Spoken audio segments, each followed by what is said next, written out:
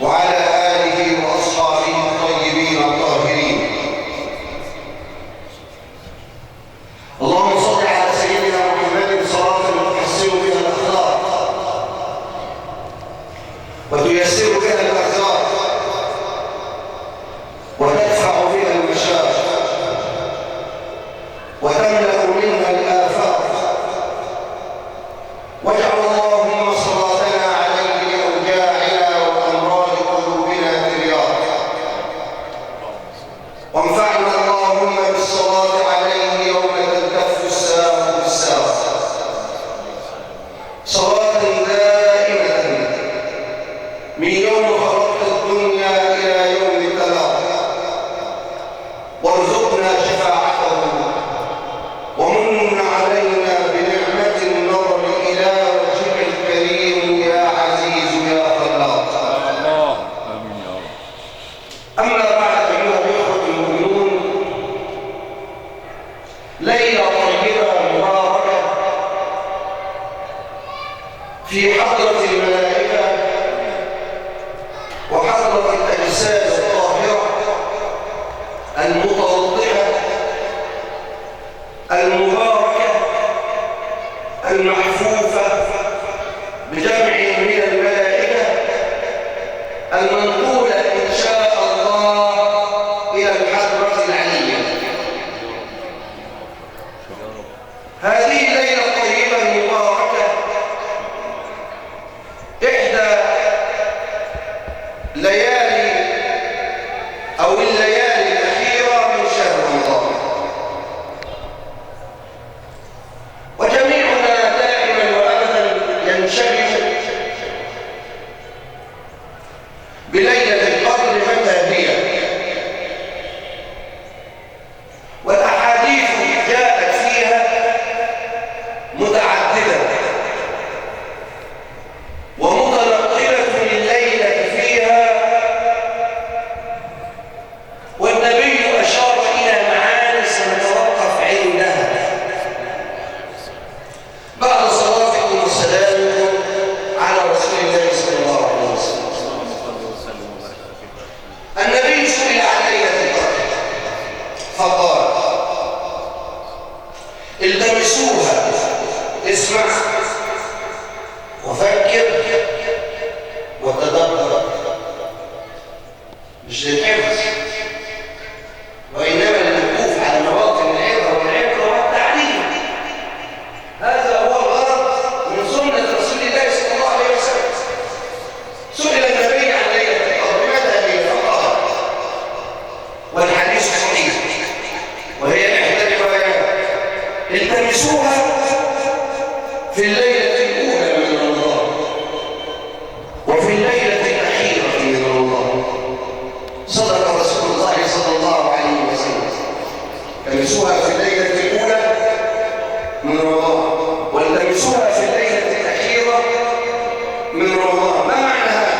معنى هذا أنها منحصرة من أول ليلة إلى آخرها. هذه واحدة، هذه رواية. في رواية ثانية قال أسعد الخلق لما سئل عن ليلة القدر قال: التمسوها في العشر الأواخر من رمضان. وبعدين أسأله سؤال: العشر الأواخر دي تبدأ إمتى؟ حسب الشهر. تبدأ إمتى؟ حسب الشهر. طيب واللي عندنا هنا والبلاد اللي سبقنا أول أقصر عنها اليوم تتحسب إزاي؟ وليلة القدر بتاعتهم هتبقى موافقة ليلة القدر بتاعتنا، ولا هي بقى عطاء يعطيه الله جل وعلا لمن يشاء؟ النبي جمع الكلام ده كله في حديث، وحط ايدك على المكان كلمة. النبي عليه الصلاة والسلام قال: تمسوها في العشر الأواخر. اللي هناك يحسبوها زي ما يحسبوها واللي هنا يحسبوها، يعني البلاد التي تتفق في توقيت واحد يحسبوها حساب، والبلاد اللي اختلفت تحسبها برضه العشر الأواخر. طيب دي حاجة. في رواية ثانية بعد كده برضه نفس السؤال، النبي جاوب إجابة ثانية يقول إيه؟ التمسوها في وتر العشر الأواخر من رمضان. هنكرر السؤال: أنهي وتر؟ الوتر عندنا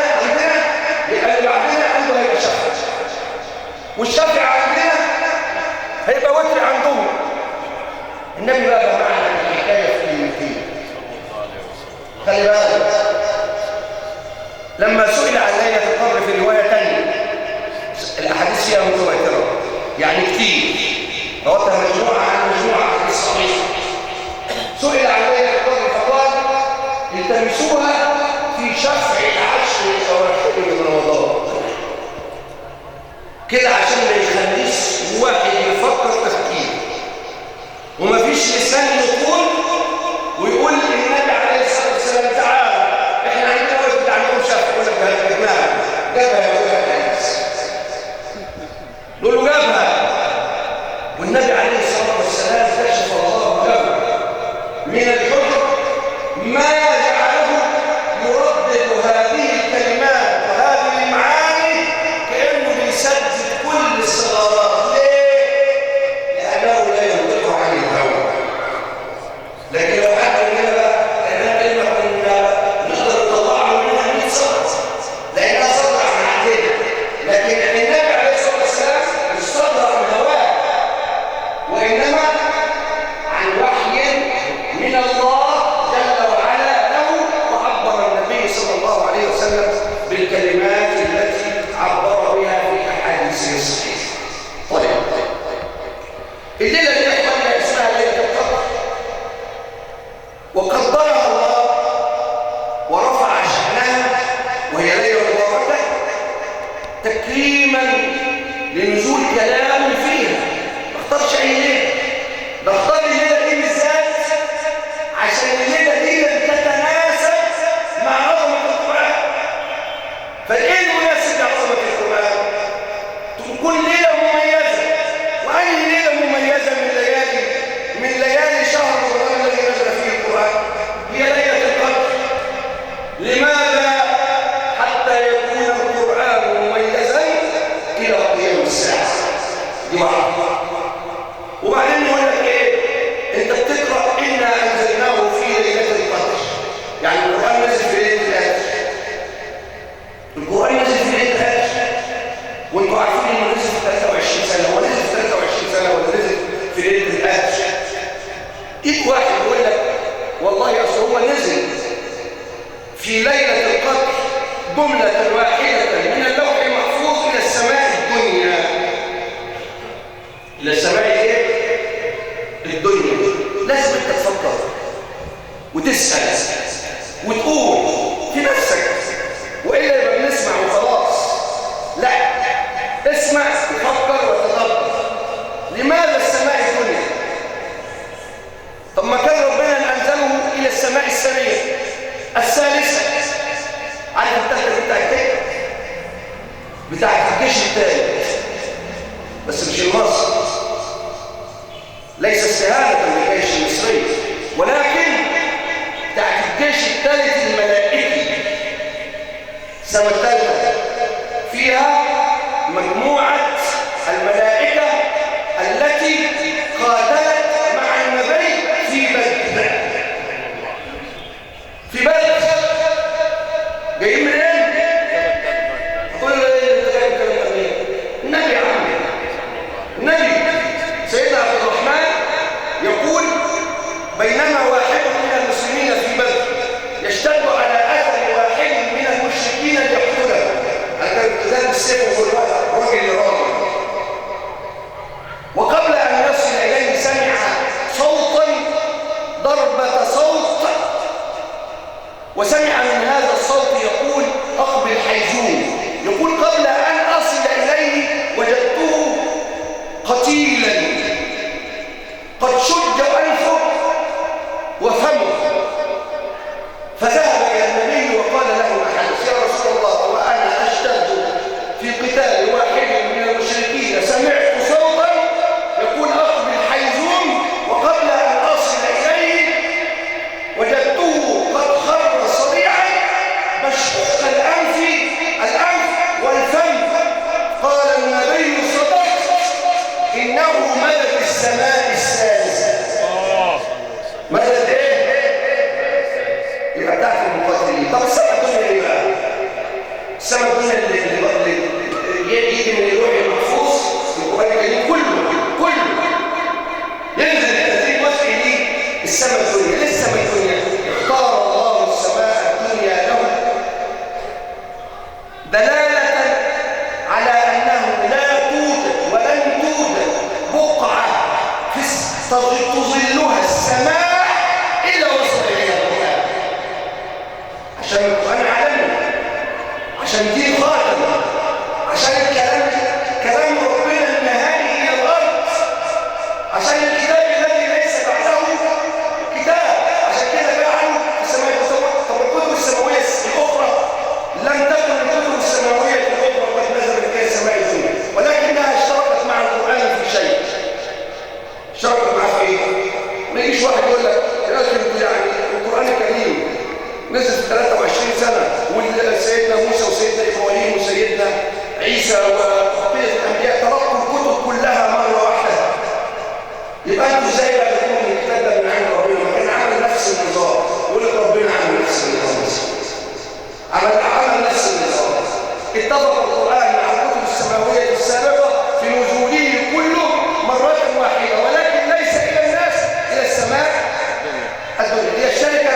ثم جعل للقرآن مزية وخاصية بأن نزل على 23 عاما مدة رسالة رسول الله صلى الله عليه وسلم كما تعلمون.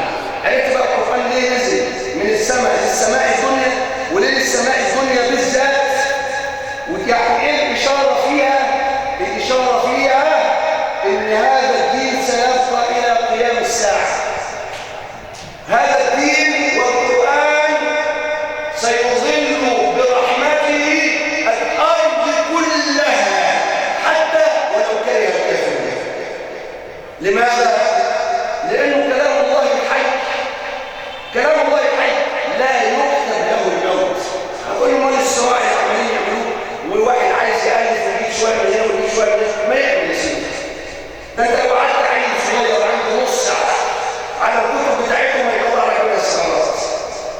لو قعدت طالب ذكي طالب لا أقول عالم، فالكتب بتاعتهم هيطلع لك السماوات.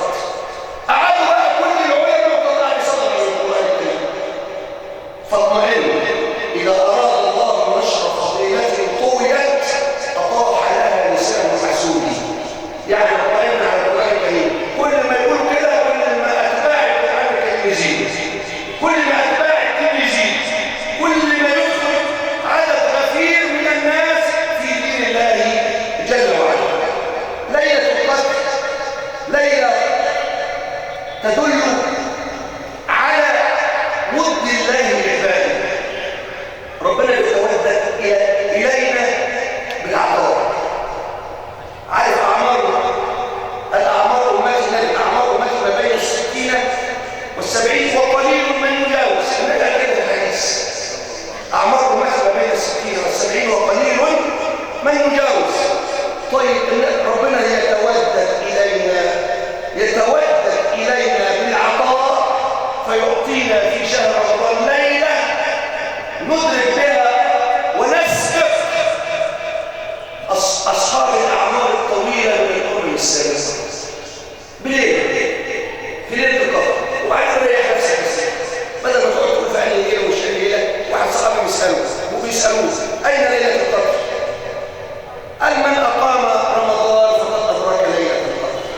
طب أقول لك بقى على اللي أجمل من كده، أقول لك على اللي أجمل من كده من الصحابة اللي العلاقة بتاعتهم في غير رمضان كرمضان. سئل أحد الصحابة متى ندرك ليلة القدر؟ فقال، خلي بالك من الكلام، فقال من أقام العام أدرك ليلة القدر. الكلام ده يعني الطاعة لابد وأن تكون مستمرة طوال العام. طوال العام. واحد أصرها لك في شهر عشان عارف إن إحنا يعني صحتنا على كده، يعني معذرة من الصوت امبارح ما كانش طالع خالص، ربنا طلع منه شوية النهارده، فيعذروني يعني في طبع الصوت والقراءة مع طبعا فضيلة الشيخ اللي بيلتزم بيكم السنة في القراءة. الشيخ سيد بيلتزم السنة في القراءة، واللي السنة ايه اللي بيلتزم؟ أنه يلتزم قراءة واحدة ولا يجوز الجمع بين القراءات، لا في موقف واحد ولا في آية واحدة ولا في مجلس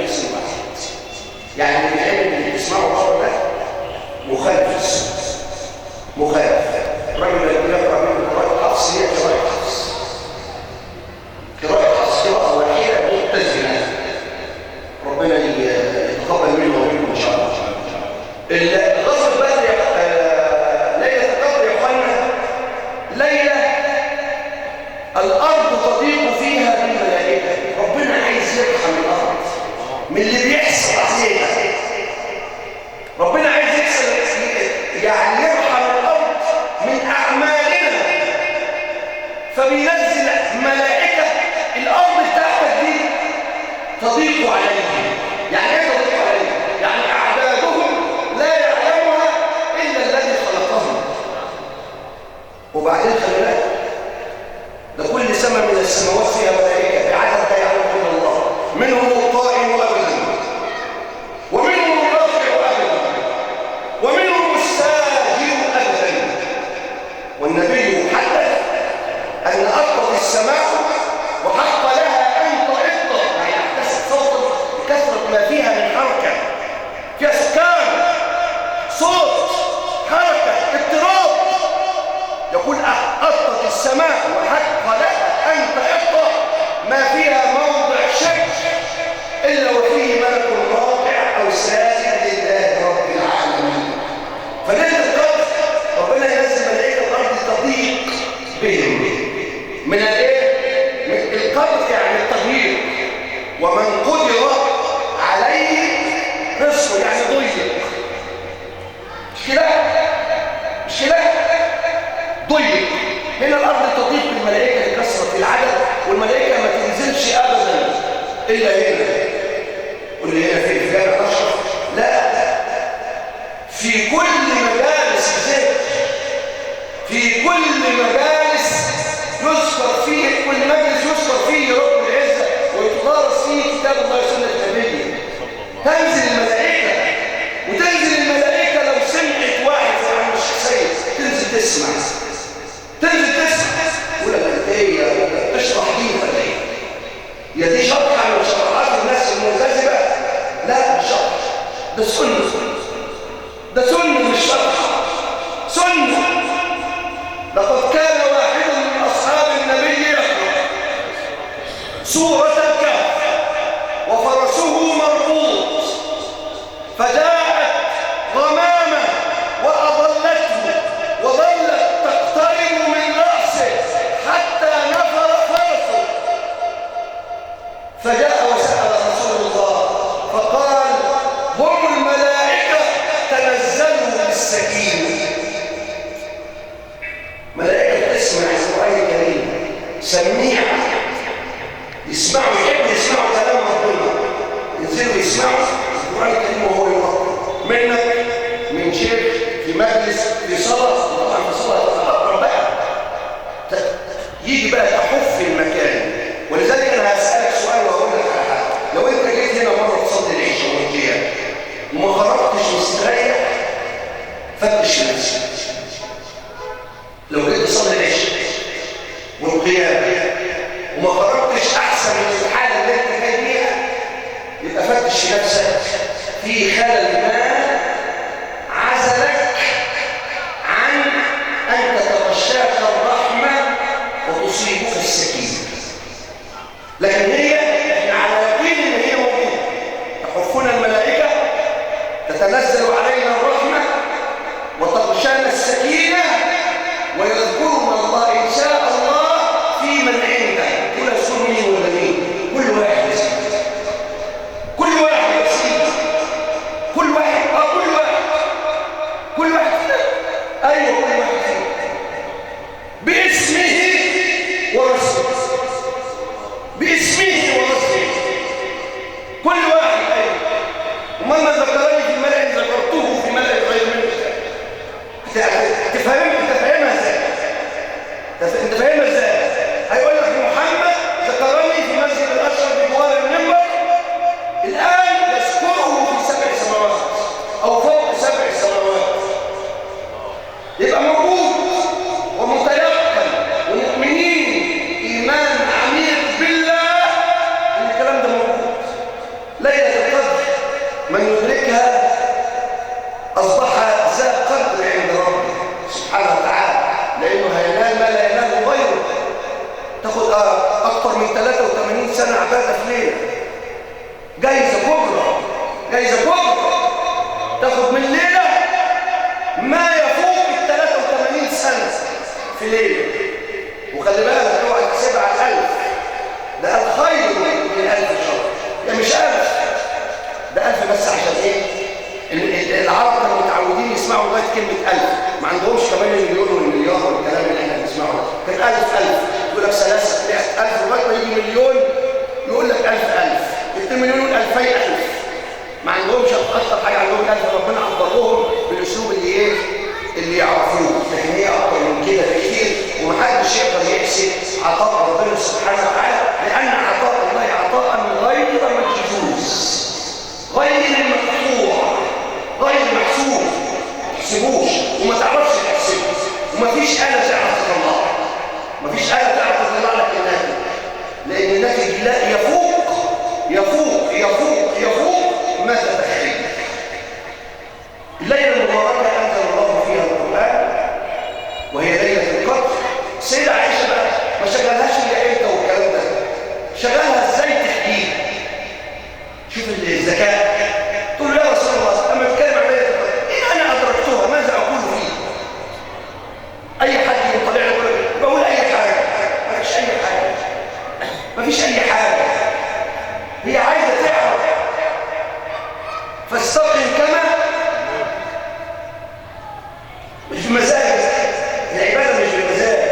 قالت له لو أنا أدركت أعمل إيه؟ أقول إيه؟ أنها أقول اللهم إنك عفو تحب العفو فاعف عني.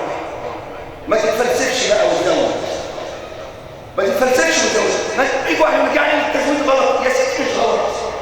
ربنا يسر الموضوع في 3 كلمات.